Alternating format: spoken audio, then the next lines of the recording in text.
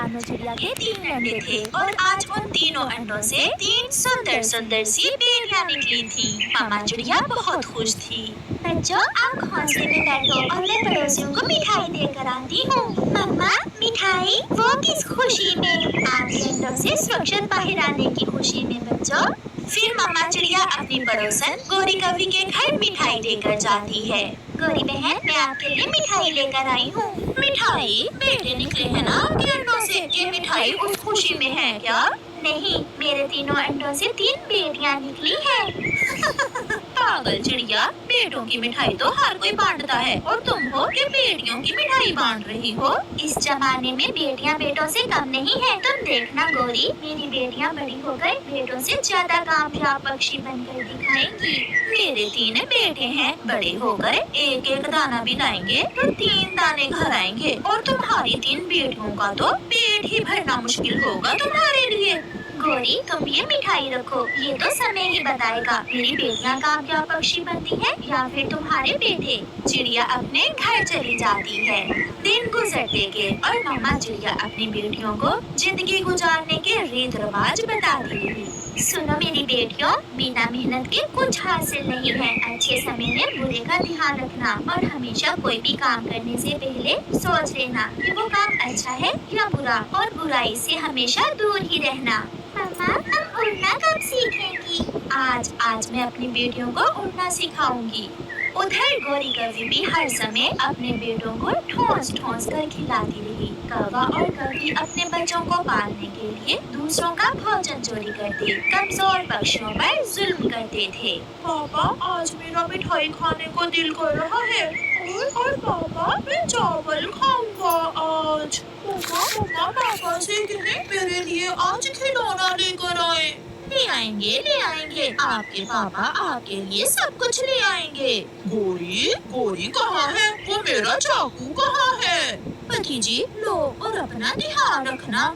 कालू कौवा घर से निकलता है। वो सीधा बड़े पेड़ पर जाकर बैठ जाता है। जंगल में कोहरे की वजह से बहुत दूर तक दिखाई नहीं देता था, इसलिए जैसे ही ऑटो कालू कौवे के करीब आता है, कालू कौवा उसे रोक लेता है। कहाँ जाना है जी आपको? चुप कर जाओ। अगर दोबारा बोले तो सीधा चाकू मार दूंगा। सब निकालो, जो है वो निकाल दो। हरियाली तोते के पास तो सोने की चेन थी। वो जल्दी से उतार कर कालू कौवे को दे देती है और चाचा छमछम तो रोए जा रहा था। चोर जी, मेरे पास पैसे नहीं है। जो थे मैंने उन पैसों का ऑटो में पेट्रोल डलवा लिया था। डाकू कालू कौवा चाचा छमछम को एक लगाता है और बुलबुल से पैसों वाली थैली लेकर वहाँ से भाग जाता है। मेरा बेटा बीमार था। मैं अपने बेटे के लिए दवा लेने जा रही थी। वो चोर मेरा पैसों वाला थैला लेकर भाग गया। चलो, मैं आप सबको आपके घर तक छोड़ देता हूँ। कालू कौवा मिठाई की दुकान पर जाता है और वहाँ से मिठाई लेता है।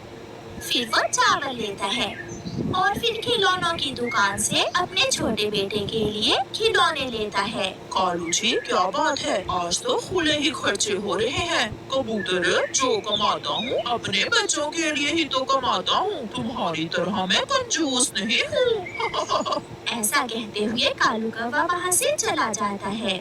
सब बच्चे लंबी सांस लें और अपने पंख फैलाकर छलांग लगाएं। और छोटी, आप मेरे साथ साथ ही रहना। चिड़िया की तीनों बेटियाँ बहुत पुरजोश थीं। आज वो अपनी पहली उड़ान भरने वाली थीं। मैं आगे जाऊंगी, मैं अच्छे से उड़ूंगी। ये तो अभी थोड़ी देर बाद पता चल जाएगा। फिर वो सब उड़ती हैं, कोई आगे तो कोई पीछे। सारा परिवार एक दूसरे का हौसला बढ़ा रहा था।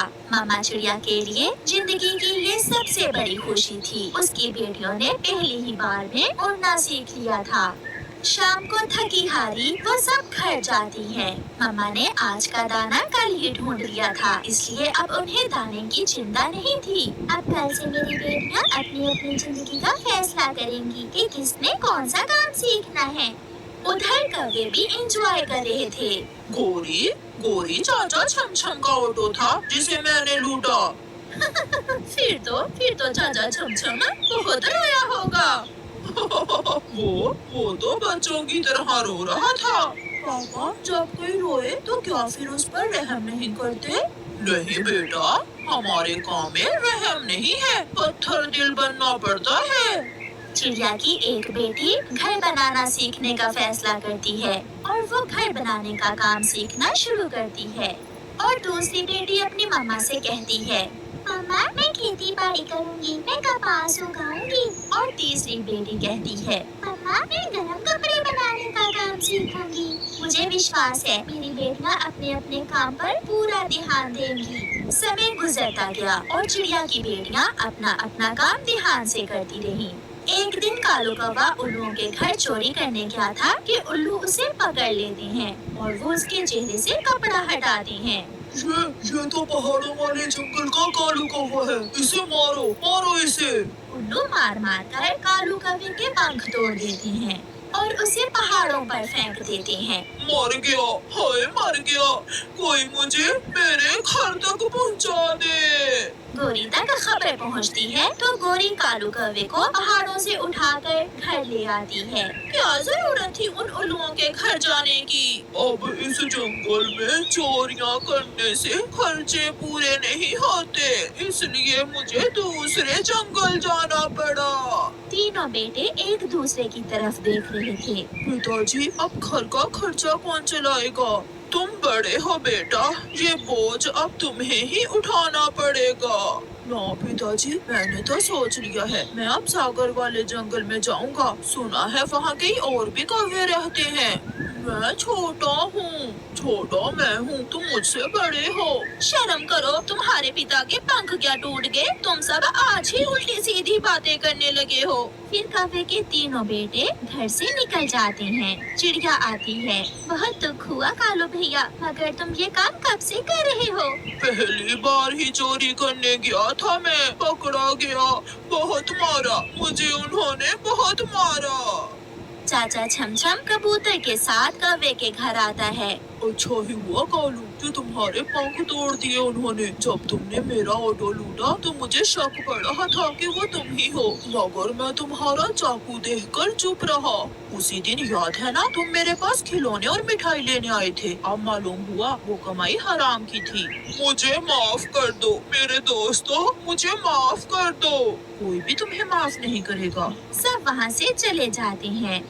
छोटे, तुम अभी छोटे हो, तुम घर जाओ और माँ को बता देना कि मैं और भाई सागर वाले जंगल जा रहे हैं। हम अब उड़ सकते हैं और खुद से अपनी जिंदगी गुजार सकते हैं। ऐसे कौवे के दो बेटे सागर वाले जंगल में चले जाते हैं और तीसरा घर लौट आता है। मम्मा, वो चले गए, वो हमें छोड़कर चले गए, मगर मैं यहाँ आपके पास ही रहूँगा। कालू, अगर उन बच्चों को हराम की कमाई ना खिलाई होती तो आज हमारे बच्चे हमारे काम आते। गोरी, इसमें दोष तुम्हारा ही है, तुम ही मुझे चोरियां करने भेजा करती थी। चिड़िया की तीनों बेटियां अपने अपने काम अच्छे से सीख लेती हैं। बड़ी बेटी अब घर बनाने का काम सीख चुकी थी। छोटी की कपास की फसल भी तैयार थी और उससे छोटी बूढ़ी फाख्ता से स्वेटर बनाना सीख रही थी। के घर में सुकून था। शाम के बाद गोरी कौवी रोती हुई चिड़िया के पास आती है।